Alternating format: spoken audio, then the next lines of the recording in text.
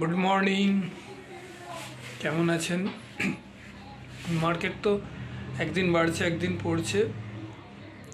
যাই হোক, আজকে একটা টেলিকমিউনিকেশন কোম্পানির কথা বলবো, পিএসইউ সেক্টরে। নাম শুনে থাকবেন, ITI, Indian telecom industries, engage in manufacturing, trading and servicing of telecommunication equipment and rendering other associate and ancillary service। অনেক কিছু বানায়, প্লাস সার্ভিসও করে। The company focus on offering telecommunication service under the segment. The company is involved in various project. অনেক রকম প্রজেক্টের মধ্যে এখন লিপ্ত রয়েছে, যেমন ভারত নেট, অ্যাসকন, এইসব নানা রকম প্রজেক্ট রয়েছে। রিসেন্ট ভারত নেটের কাছে প্রায় প্রচুর টাকার মনে হয়, আমার যতদূর মনে হয়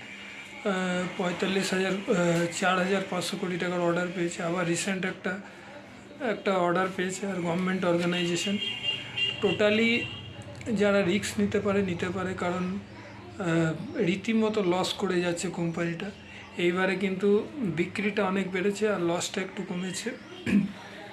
মার্কেট ক্যাপ আছে 36,552 কোটি টাকা, প্রাইস হয়েছে 380 টাকার মতো, বুক ভ্যালু 16 টাকা 50, খুবই উইক। ফেস ভ্যালু 10 টাকা আছে।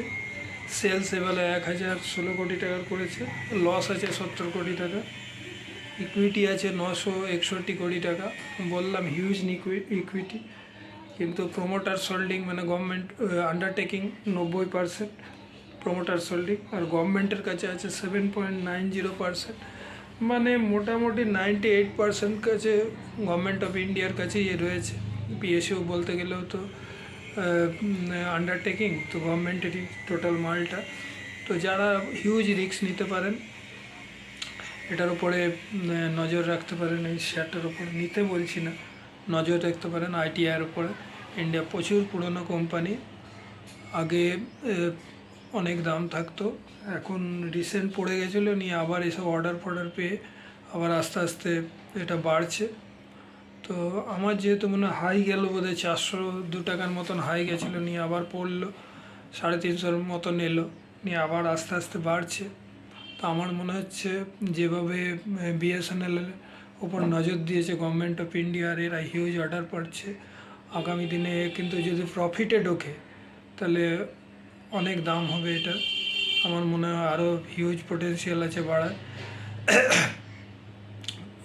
ওই জন্যেই মানে যারা রিস্ক নিতে পারেন, কারণ লাগাতার লস করে যাচ্ছে, কোনো লাভের ইয়েই নেই। ওই জন্য চিন্তা ভাবনা করে কিনবেন। আমি বললাম বলেই কিনবেন না, আগামী দিনে দেখবেন আরও রেজাল্ট কিভাবে আসছে, ওইভাবে কিনবেন। কারণ ইকুইটিও বড়, বুক ভ্যালু নেই বললেই চলে। বুক ভ্যালু 16 টাকা, বুক ভ্যালু কোনো বুক ভ্যালুই না। তারপরে লস তো করেই যাচ্ছে। তো আর কিছু বললাম না, যাদের রিস্ক নেওয়ার ক্ষমতা আছে এটা নিতে পারেন, ITI, Indian telephone industries. Thank you দেখার জন্যে।